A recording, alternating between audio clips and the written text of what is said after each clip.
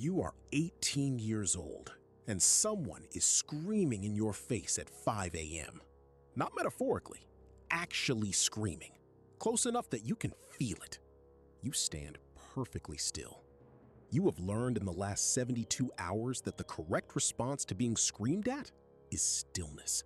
Everything you owned when you arrived has been taken and replaced. Your clothes, your routine, the name your mother calls you, all of it gone, replaced by a number, a rank. This is the point. You are not an individual here. You are a unit of something larger.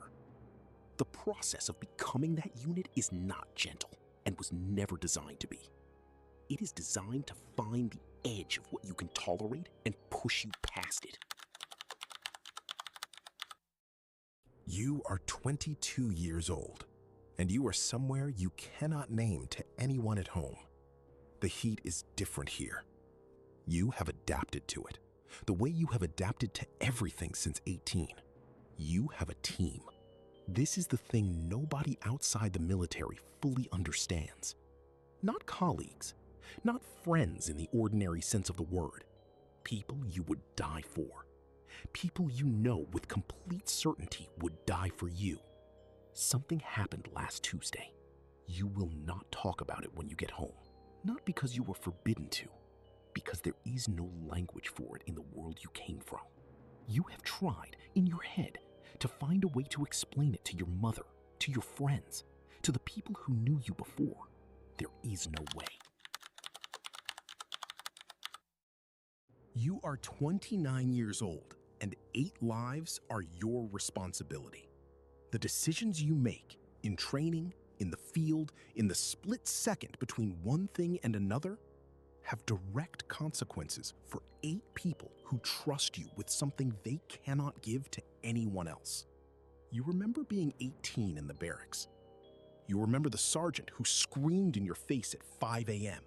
You understand him now in a way you couldn't then. He was making you ready for something he had already seen, and you had not. You know the name of every person under your command, not just their name, their family, their pressure points, the specific thing that will make them hesitate at the wrong moment. You know this because knowing it is the difference between bringing 8 people home and bringing 7. The weight of that number sits with you in a specific way that nobody outside this rank will understand. This is just what the job became. You are 36 years old. The work is different now. The desk, the briefings, the decisions made in buildings rather than fields. The distance between you and the consequence of your decisions has grown with every promotion. You miss the team. At 22, the mission was specific. The threat was identifiable. The ground under your feet was real, and the people beside you were real. And the thing you were trying to do was, however dangerous, uncomplicated. Now, the decisions arrive wrapped in layers of context and competing priorities and considerations. You were better in the field. You know this. You do not say it. Because the alternative, the field, belongs to someone 22 years old, and you are 36. And the desk is where you can do the most good now.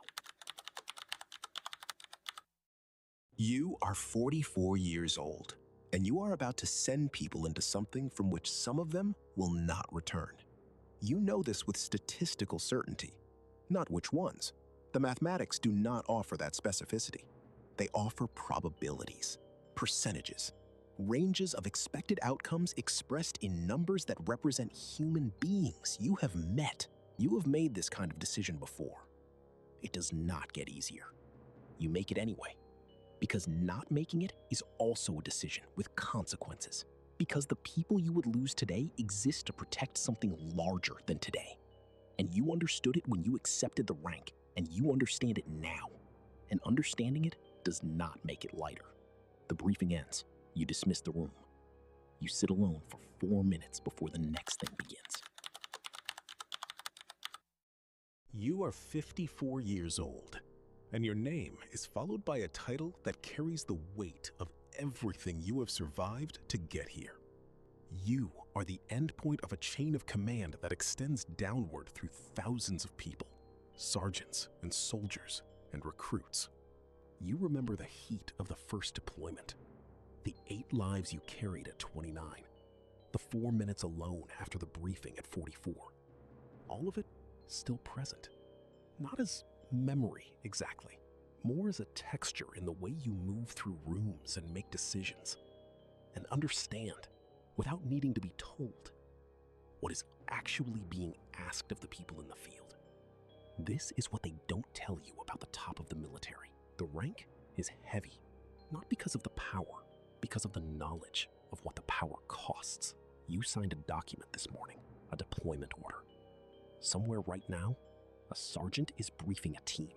A mission is beginning that began for you with a signature at 9 a.m. on a Tuesday. You don't know their names. You know exactly what you are asking of them. You stand at the window. You remember being 8.